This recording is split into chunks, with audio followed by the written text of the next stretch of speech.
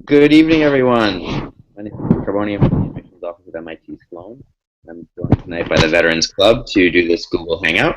We hope that you get as much information out of it as you can. We'll start off with introductions from the club, and then we'll open it up to questions and answers. So, as you have questions, please be ready to type them in, and we can go as we come. But to start off, Brendan, why don't you go ahead and introduce yourself? Sure. Thanks, Jeff. So my name's Brendan Mccook. I was a undergrad at Yale University. I did electrical engineering, and then I went into the submarine force in the Navy and did 5 years in the Navy. I was on the USS Scranton, and then immediately came here. So I got out in August, and 3 weeks later started up at school. So I can talk about that transition if anyone has questions. And at Sloan, I'm doing consulting recruiting now, interested in a lot of tech stuff. I'm part of the committee for the MIT Tech Conference, which is a big conference, in the Sloan Senate, and obviously the Vets Club too. Yeah, Jeff? Thanks, Brennan. Jeff Hutchins. I'm originally from Los Angeles, California. I went to the Air Force Academy, majored in management, and graduated in 2010. I did 5 years in the Air Force working in space acquisitions out in LA as well. Then came to Sloan after getting out of the Air Force in May. And while I'm at Sloan, I'm very interested in tech and social impact, so part of both of those clubs, and then also doing consulting recruiting, also part of the Board Fellows program and data analytics club here at Sloan. Zack.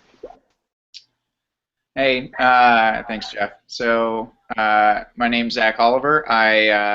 I'm from a small town in West Texas. I went to West Point and graduated in 2007. Majored in political science, spent about 8 years in Army aviation, and then left in June.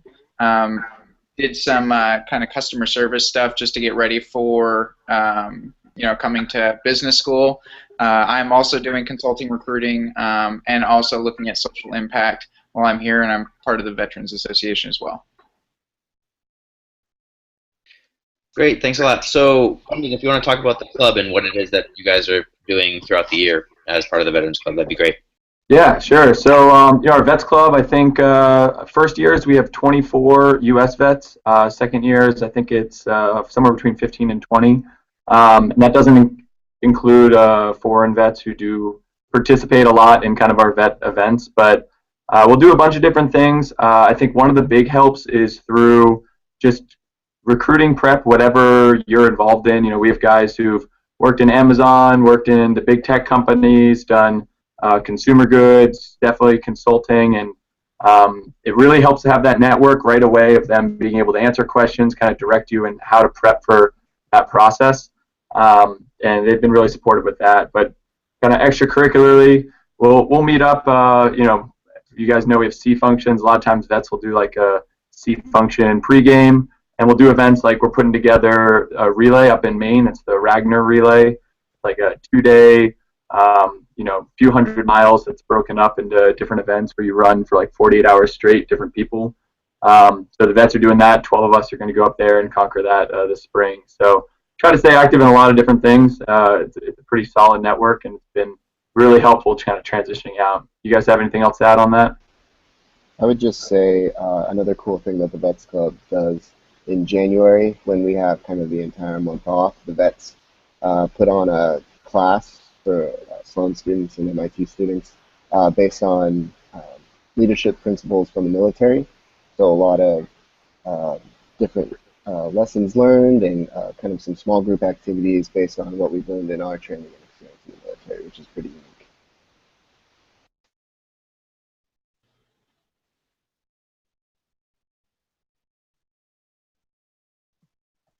Zach, you got anything to add on that? Or, Yeah, I'm nodding my head. I was going to talk about it's called Leadership Lessons in the Military, and so just to kind of add on to Jeff's point, it's each of the vets is kind of doing something or has a part to play in it, and it's really trying to bring kind of the hand and mind to MIT students. So not only is it kind of some lectures and case studies, but it's also getting some experiential learning and action learning, as MIT calls it. So getting a good blend of all the things And so I've got quite a few people, even within my section, that are signed up because they're pretty excited to not only hear and learn about vets, but also kind of see some of the things and at least get a little bit more into discussions into what actually, some of the experiences that we've had.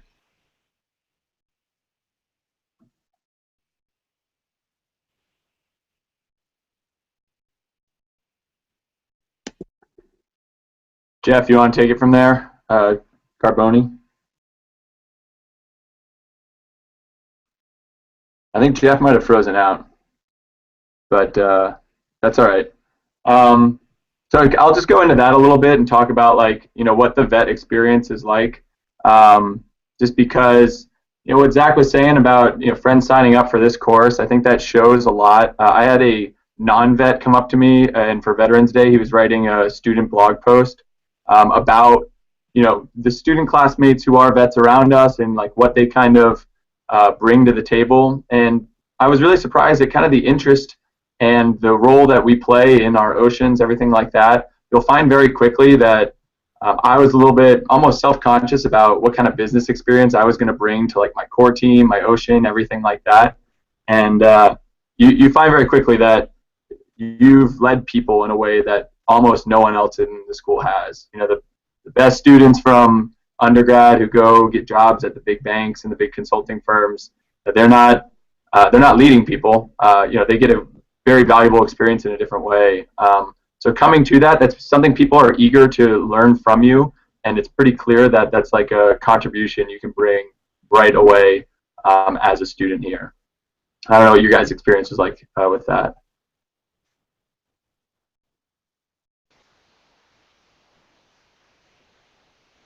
Zach, do you want to say something? Yeah, so I can talk a little bit about my experience. I was definitely nervous coming into Sloan, not having any business experience, not really taking any quantitatively rigorous courses like accounting or economics in a long, long time.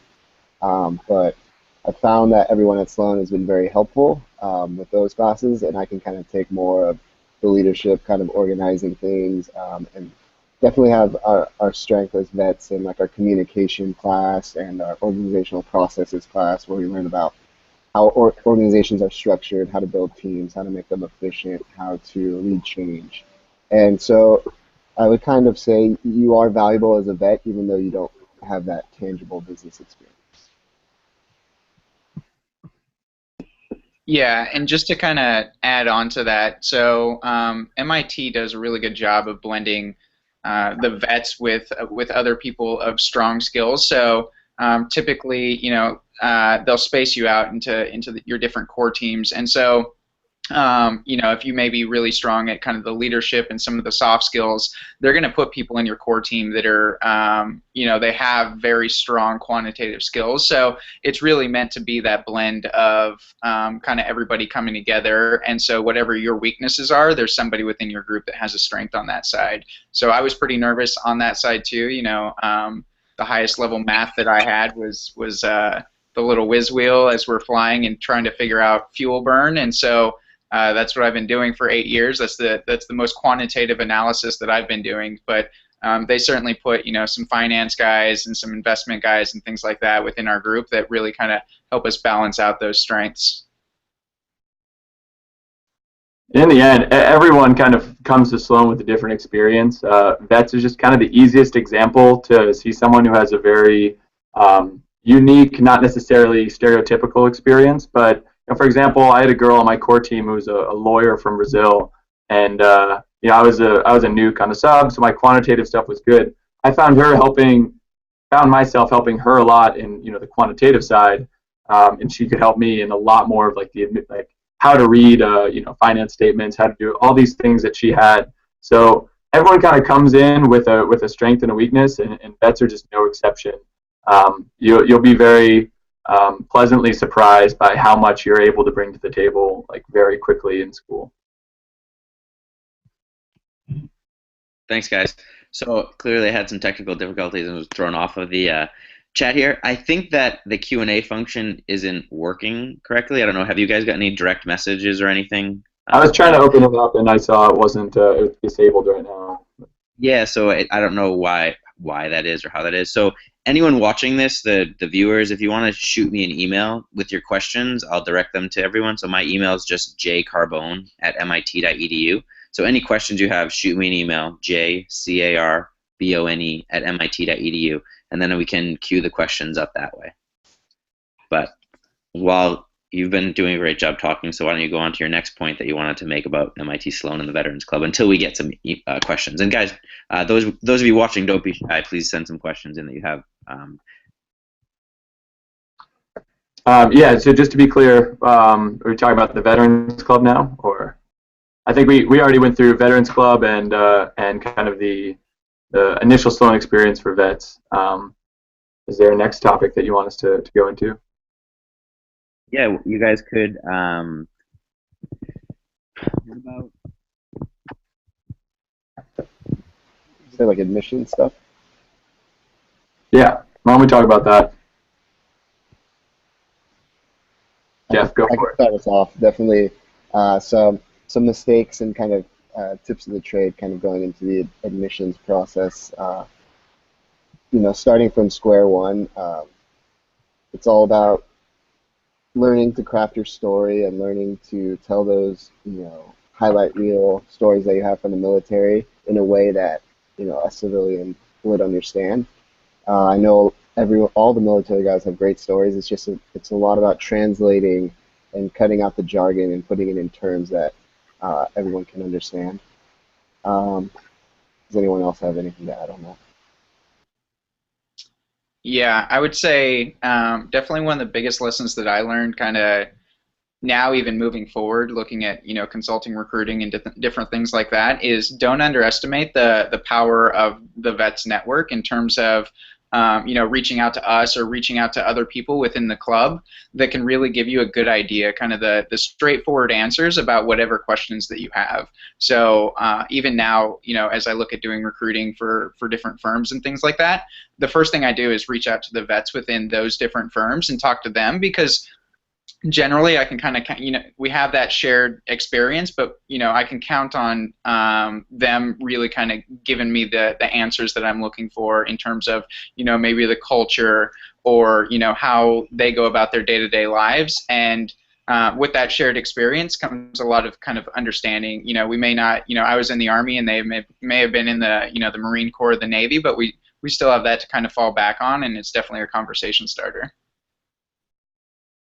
Yeah, I think a big thing too is just make sure as you're crafting your story, and this goes both for the application and the interview, make sure people outside the military read it. So I know, like, my girlfriend read it a lot. I sent it to other people at business school who are not military oriented, and they're the first ones to tell you, like, this doesn't make sense or this doesn't add value. And that can be really frustrating to military guys, because it may be like the thing you're most proud of, but there's no way to communicate it in a concise manner without this backdrop of what it's like on a submarine or something like that. And you really have to, we have enough powerful experiences, especially in leadership, in management, in these pressure situations, that if you need to find the right stories that you can convey concisely and really pass along that impact. And some of them you just can't. So make sure you get people to look at things outside and be honest with you of, like, I can see you're very passionate about this one point, but it's not adding anything to your resume, story, whatever it is. Great. And we as an admissions committee are, we know a lot about different branches of service and about what goes on, but we also don't know a lot sometimes. So we're not afraid to talk to the Veterans Club to ask them what certain things might mean if we do have questions. So just keep that in mind. The other thing, from an admissions perspective at MIT Sloan, we are a bit different than some of our peer schools. So one is that we're not focused on your future. We're focused on your past experiences of future as a predictor of your future success. So in our application, you'll see that we're not asking you what you want to do down the road. We're not asking you where you see yourself ending up. We want to know what you've done, what you've accomplished, and how that will make you great. And if you've been successful in the recent past, really the past 3 years is what we're focusing on, then you'll likely be successful in the future. And we divide our application process up into two buckets, basically. One is your demonstrated success, and one are your personal attributes. So your demonstrated success are your test scores, your undergraduate grades, your work experience to date. And your personal attributes are all those other soft skills, your leadership, teamwork, which typically we're quite strong in, and other areas. And the application is very short, and we can get a glimpse of that there, but then the interviews will really get to know you and dive deeper into some of the questions we might have. So use that real estate wisely in the application. And that essay, be concise, make sure you tell us what you want to get across, and don't focus on hypotheticals and lessons learned. Stick to the facts and what you did. That's what we're most concerned about. The other thing is there's an optional question, and you guys should use it. It's a great way for you to let us know who you are, what your passions are, what your interests are, so that optional question can be a great resource for you.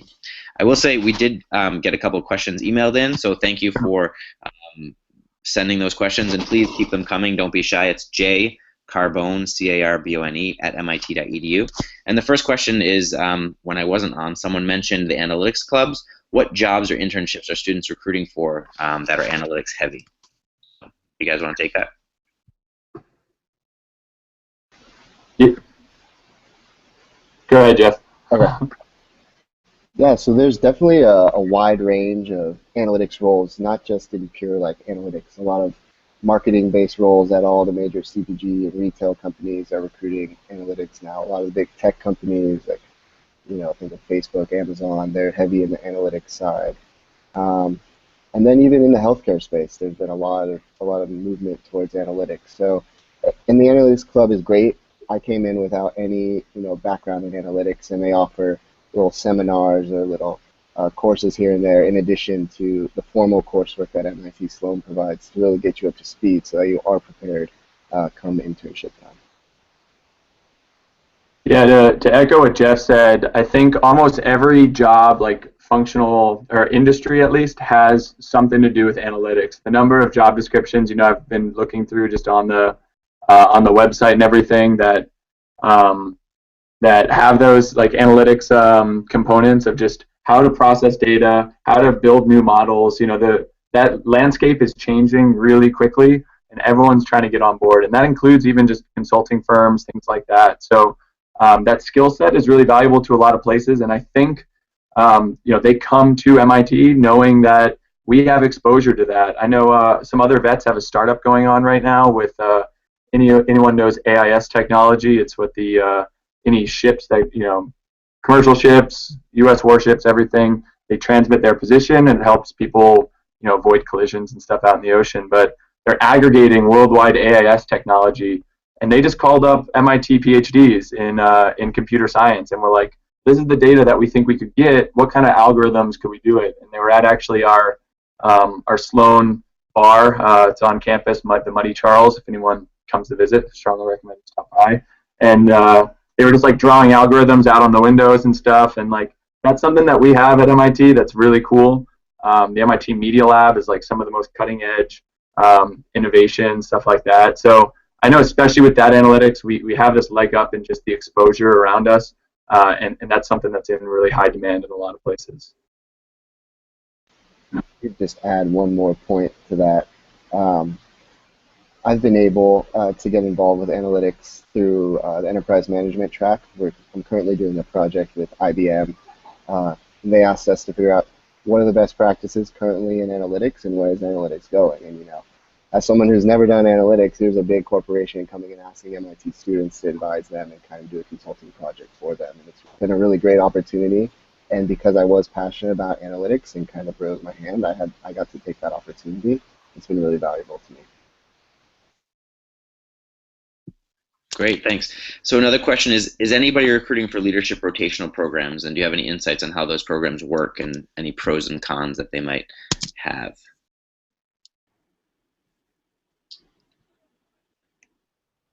So I'll say that, yeah, there's a couple good leadership rotational programs that I'm definitely looking at. So Intel I'm looking at, Samsung I'm looking at, and those are kind of two of the big ones and then Amazon as well. So not sure how I'm approaching the retail space. It's definitely interesting to me right now.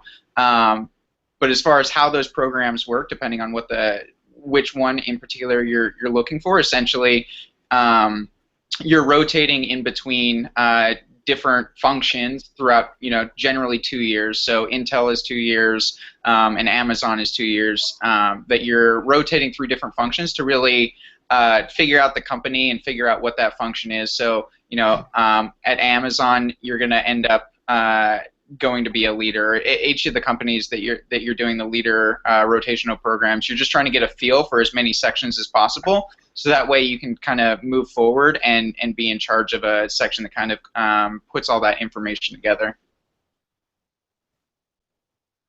I'd say also I've seen a couple of those. I know like DuPont has one. I think even JP Morgan has one. But you're at an advantage a little bit being a vet applying to those, because what they're looking for is not a specialist in one area. Though by nature of this leadership development program, they're looking for you to like get into an area, learn very quickly about that, and that's something that you usually have experience with as a vet. So kind of that culture and what the expectation is, I think fits very well with this standard vet background. Great. Yeah, there are a lot of leadership rotational programs that are recruiting on campus in a variety of industries, so it's a great option. Another question that we have is, does anyone have experience with balancing Sloan and service and selected reserves? Are there any issues with attending drill weekends, etc.? So I don't think any of us are reserves, right? But I do know that we do have reservists there. In fact, we've had a bunch over the last few years. I've never heard any issues with attending drill weekends, things like that. I mean, for the most part, our weekends, other than catching up on work and trips that come up, there's not much taking it up. So you're usually okay doing that. I even know we have a vet who graduated last year who's at Bain now in Boston. He was saying even at Bain, he's doing okay getting his drill weekends in. So it's definitely possible. I will say, Sloan is busy in that there's so many things to do. So I think, just take that into consideration. Some people find a lot of value, plus the money is good for being in the reserves. It's just there's always there's always an opportunity cost to everything you do, and take that into consideration. Definitely be people about that if they want to contact me at the end.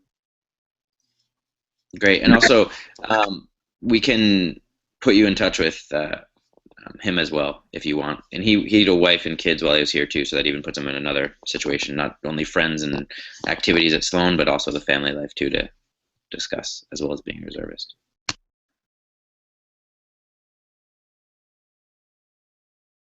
I think I muted myself. So another question is, other than the GI yellow ribbon, what's the range of financial aid vets receive?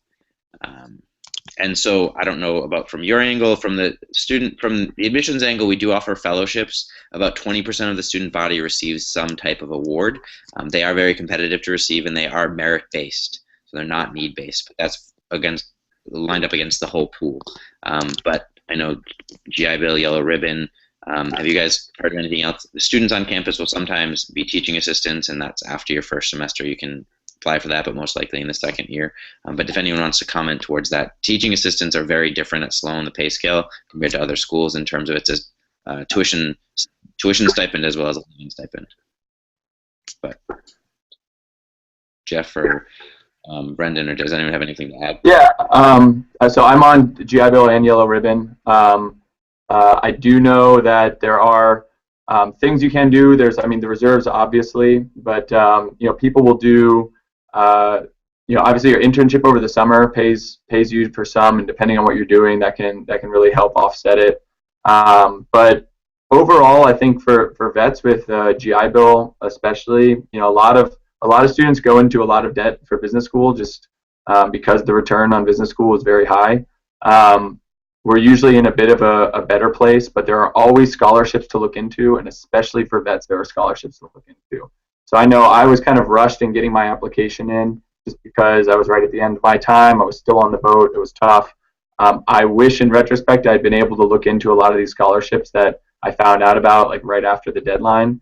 But being a vet and being in business school, there's a huge network around, and with that, a lot of companies offer scholarships that are national scholarships, probably very competitive also. But you know, if you're here at Sloan, you're obviously a competitor or someone who's in a good position to get those. Another question: are there any NCOs at Sloan? Do you know what NCO means? Yeah, I don't think so. There are some NCOs in the engineering school. Zach, do you have something on that? Yeah, there is. So there's one, as we were talking about our leadership lessons in the military. There's definitely one for sure. But yeah, I would just say we were kind of going around the table, just talking about some of our past experiences, and so yeah, there's definitely one, and we can put you in contact with him. Another question from the same person: how do you recommend writing the resume? I've seen descriptions for military roles that read like civilian jobs. Did you guys change anything, and what would you suggest to them? I can.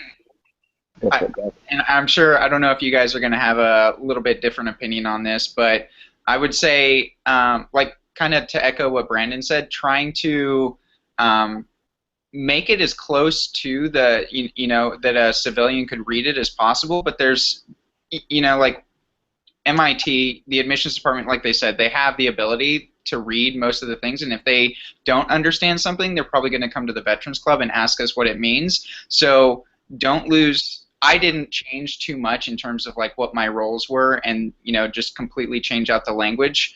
It still has that military type like positions and roles. I just be sure to eliminate some of the jargon that you may use, but I didn't try and get rid of everything, because you lose something, I feel like, in some of that resume process. I agree. Perfect. We've got a lot of questions coming in now, so I'm just going to try and go through them. Yeah. So, are there any enlisted veterans among you? I think that's the same question as the other question.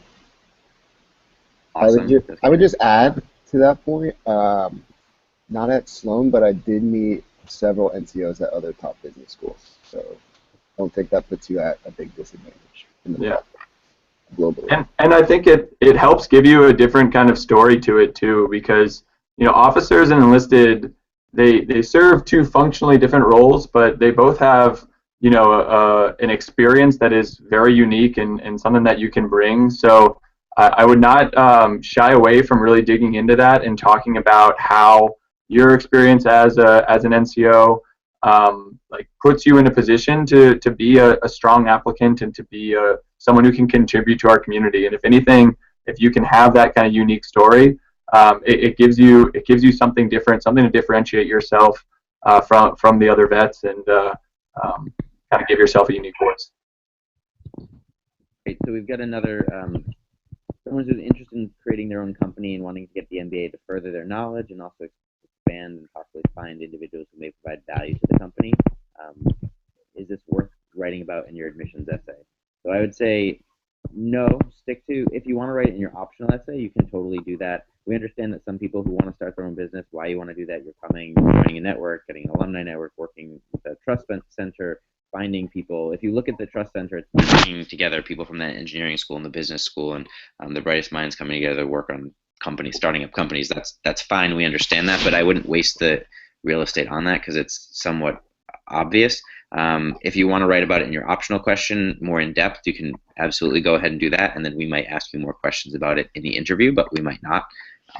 But it's totally up to you. But remember, focus on the facts, focus on what you did, answer the questions we asked. Those are the most important things to keep in mind with the application itself and in the essays. I don't know if anyone else, Jeff, Zach, Brendan, if you have anything to add to that, but I mean, if you look at the winners. Sorry, from the student perspective, like, they want to see smart people come together and like come up with new things. So people can come in thinking they're going to start up a startup, and maybe they really resonate with like the tech space and they start getting these opportunities. And I think the idea of not going into that kind of opens this door for collaboration as a student. So that's something we try to foster, and I think it's a pretty effective culture here. I would just kind of echo what Brandon said earlier about I kind of didn't do it till a little bit later, but crafting your story. And so, if that entrepreneurship is part of your story, as Jeff said, like maybe potentially putting it in the optional essay, but really knowing, where you've been and what you've done, and kind of generally making that theme, so that way the admissions can really see like where you've been and what you've done and how it's leading you to the MBA. And so just really taking time to think about how you're crafting your story and why you want the MBA. It's going to come in really, really handy, not only in your application, but when you come to the interview, and kind of showing them who you are. Great. Another question: do any of you have intentions of starting your own company after graduation? If so, what are resources that you can use to help understand the similarities and differences between how to make the transition from a huge government organization to a small do-it-yourself setting? So whether you are interested in startups or not, if you could shed light on that question, that would be helpful. I'd say there's a lot of ways and a lot of resources here at Sloan that can potentially help you. I mean, first resource is your classmates. You're sitting in class with people who have started companies and worked in that kind of small environment. And then leading along that is like your core team. It's kind of like its own little startup. You're meshing all these different personalities to accomplish a common goal. And then beyond that, like Jeff mentioned, there's a trust center where there's like tangible resources that you can use in space to work on your ideas and collaborate with other people.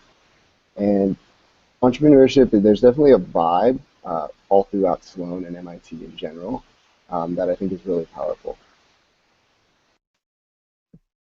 I think for us, a lot of people who go into consulting, especially from military, kind of have that couple-year horizon in mind to then be able to go start their own company to get some experience in a lot of different industries and then be able to move that into your own idea.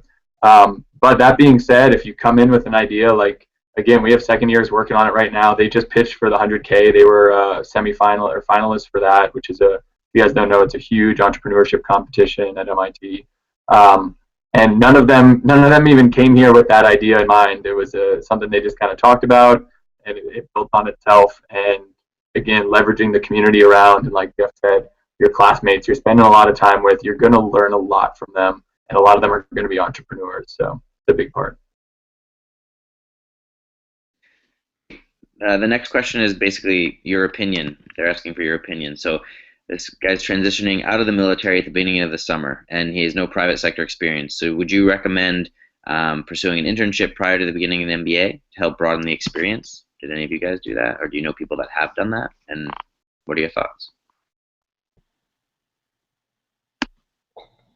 So I didn't do an internship. I got a job doing some customer service, some different type customer service skills, because I looked around and I saw what I thought that I needed in terms of, I'm used to working in the large operational army, and so I have a different set of customer service skills, and so I ended up just getting a short job to work on that. As far as an internship goes, if you have a lot of people take the time to travel, a lot of people take the time to do some of the things since it's a big downtime for them. But an internship, if, a lot of the reason that I'm going into consulting, and I think that potentially it's a reason for the other two as well, is because we don't have enough exposure to a lot of industries right now, or I want that exposure to different industries. So if you can do an internship and it's something that you really want to pursue, to either look at an industry or rule it out, it's a great idea to do if you have the time, and it's a passion of yours to figure out whether or not that industry is for you. So when you get to business school, you can pursue that even further, or you can look at other options. I would just add one little thing that there are a couple like vet-specific internships that some of the companies who recruit on campus offer. And I think those are a really great opportunity for vets to get some internship experience. I know for one individual who did investment banking, the internship, it's now something that he got that experience, and he's investigating other opportunities now. So it can be helpful from that perspective as well. I'll play devil's advocate here a little bit, just because I got out and I took 3 weeks and traveled, and I did a pre-function with MIT, and I didn't do anything with school. And at first I was stressed out because I saw other people doing that, but doing these internships. But from our position now in the recruiting, like, That's not going to make a huge difference as far as your experience on paper and what you're able to bring to Sloan. But it definitely can be helpful, like Jeff and Zach said, to see if an industry is right for you or see if it's not right for you. So it's kind of on you, but like I say, take some time off, like enjoy yourself a little bit. Like it's a good time getting out of the military, and don't stress too much. You're going to be able to show up to school and be okay. And speaking from having past recruiting experience at a big firm, the firms like veterans. It's a group that we're always trying to target. And with these pre-internships, yes, it's a great way to tell if you want to avoid an industry or target one, but you're also being evaluated during that pre-internship. So if you are set on that and you want it to be that afterwards, it's can set you up for some other companies, but at those companies they are, looking at you, judging you during that time. So if you're not ready for it, you might want to hold off until the legit summer. Another question that we have. So in your MBA, you're setting yourself up for your career, but vets have had a very different field than the one in which they were previously working.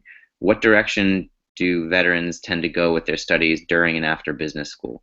And how do you best facilitate this transition? And are there any trends?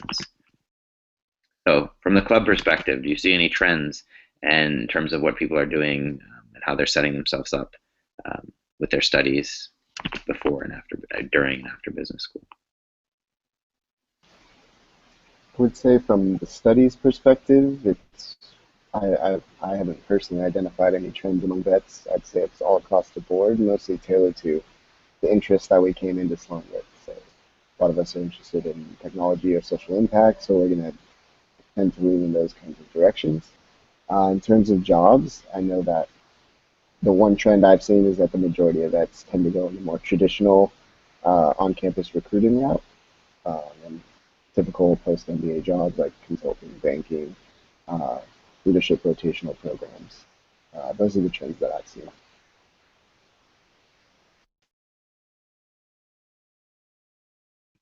Yeah, I think overall there's not much of like vets have to take certain courses or that they all end up taking certain courses. There's a lot of really cool courses here, so people take what they're interested in, and I agree with Jeff. Most people do banking, consulting, or like operations, tech, the big companies like that. But that's not to say you have to. And of the 40, 50 vets that we have, like a lot of them are doing other things too. So I wouldn't say there's an overall trend. Great. A question on the GMAT. I guess this is more for me, but he's been working on studying, bringing it up. One time the verbal was higher, one time the quant was higher. Should he bother applying? People telling me should. You should, the GMAT is just one piece of the puzzle. You can also try the GRE. Some people are more successful with the GRE. That said, there is no cutoff for the GMAT. However, I would say to look at yourself and compare it to the middle 80% or the average of the schools that you're applying to. And if you're extremely far off, then that might not be the best thing for you in terms of the process. It is a holistic process. I know you hear that from everyone, and I know that at MIT Sloan it is absolutely that. We are looking at a variety of factors in reviewing the application. That said, the GMAT does come into play. It is one piece of the puzzle, not going to make or break anything. But if you are extremely far off from that average or that middle 80%, then you should think again. And I'm happy if you want to have a phone call at all anytime. I'm happy to call you and I can respond to your email as well. So just do that. Another question. What did you do to prepare for the program? Did you do any reading, newspapers, magazines, take any MOOCs, any classes at community colleges? Anyone? I did some travel to prepare for the program. You will be busy from day one, and for me, like coming in, so like I've kind of said before, quant was a little bit weaker space for me, and if you feel like you need it, if you think they do some Sloan does some really good pre-courses to make sure that you're kind of at the level that you should be, and so you can kind of judge yourself on that. But really, you are your best indicator for that. So if you think that you may need a little bit more practice, I would recommend doing a course over the summer or something like that. But I would also absolutely take the time to make sure that if you're leaving the military, you take some time to unwind and, travel or do something that you haven't been able to do. Just because when you get to business school, like I said, you're going to be busy from day one, and your schedule is going to be very, very, very full, especially throughout core, which, the first semester. But even after that, there are so many possibilities and so many things to do that you're going to be busy for 2 years. I would say one of the best preparations is, making sure you unwind a little and, get ready to go full speed again whenever you get to business school.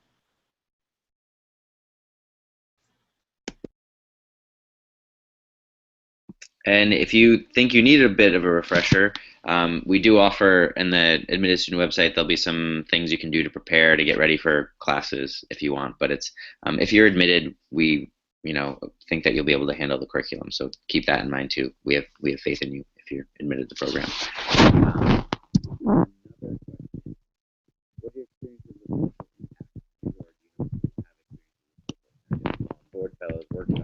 Jeff, I think we lost your mic there for a second. Oh, sorry. Yeah. Sorry. What are your experiences with social impact? And if you guys don't have any, can you speak to some of your friends that have board fellows, workshops, volunteering, etc.?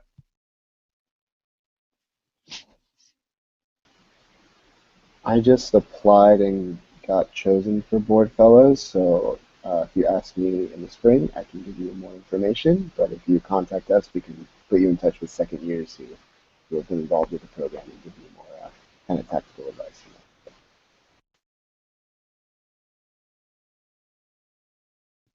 Anyone else want to speak to social impact? Yeah, I'll say they're definitely like clubs. The Net Impact Club does a lot of social responsibility. There's a few things going on, but I think that culture in general is growing a lot too. And I saw this I'm in the same class as Jeff, the Action Learning Labs. I'm working with Verizon. He's with IBM. But there's a program with Mars on kind of social impact. It's called the mutuality model, like worldwide. I think companies are starting to invest in this more and more. And from what I've seen, MIT is very much on the front line of this by trying to kind of align social impact and company profitability incentives together, which for anyone who's struggled to just make a change purely altruistically, like that is the best way to do it. So people are starting to come up with these models, and I think there's a lot of opportunity here. I'm not personally involved with those, but I have seen them around, and they're pretty exciting. So yeah, if you want to reach out to Jeff, myself, anyone, we can definitely put you in touch with someone. Great. Another question is, when does the year start? He's currently receiving the post 9/11 GI Bill and doesn't have a job, would like to continue with school. Can you start earlier than the fall of 2016? The answer to that is no. We only have one intake each year. It's August of 2016 for orientation. Another question, what do you like most about Cambridge and Boston? Anything? Anyone? I'll start for sure. I figured someone else would jump in on that. I live in central Cambridge, so that's right kind of in between Harvard and MIT. It's the stop right in between the two. It's a pretty awesome area because on the red line here, which MIT is on, you go one stop and you're into Boston. A couple more stops, you're into like Park Street, right by Boston Commons, everything like that. Boston as a city is like kind of the best of both worlds. You get this big city feel, but especially being in Cambridge, you also get kind of the smaller, more niche restaurant and bar scene. And Kendall, I'm doing with my project with Verizon, we're actually looking into their renovation project with Kendall. Kendall's going through, that's the area MIT's around, $2.5 billion renewal. That a lot of that's already been seen, and Google, Microsoft have all moved right across the street from MIT, along with a whole lot of healthcare, other companies. So there's a big kind of revival here, and with that, there's a lot of fun things right around MIT, plus the ability just to very quickly reach into Boston, go into Beacon Hill, Fenway Park area, whatever you like, it's there for sure. Yeah, and so I live on the Beacon Hill side, so on the Boston side of Boston or Cambridge, and so I have to cross the bridge to get over to MIT each day, which takes maybe 10, 15 minutes. And the best thing that I love about, especially living in Boston or in Beacon Hill, is kind of like you said. You have a small neighborhood surrounded by a very, a good-sized city, and it's very similar to Sloan. There is no shortage of things to do, so you will never be bored. Whether it's doing something outside in Boston, like going to a game or going to a new restaurant or exploring the city or doing any of those things. And it's very similar to Sloan. If there's an activity or something that you want to do, there's probably a club or some way to do it. And so you should never complain that you're bored, because there is so much to do both within Boston and within the Sloan community.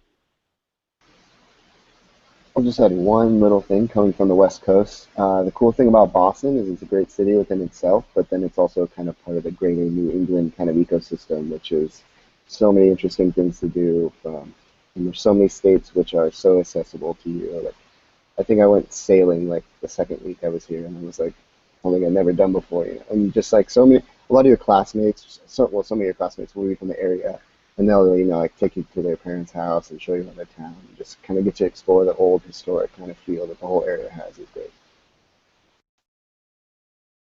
Yeah. So if you like mountains and skiing, you can go 2 to 3 hours north. If you like the beaches, they're just down the street, and/or Rhode Island shoreline, and even Massachusetts shoreline is beautiful. It's a quick 3-hour trip drive down to New York City. So you really get anything you want right at your fingertips within Boston and Cambridge. Both great cities, not too big, not too small, and quite accessible.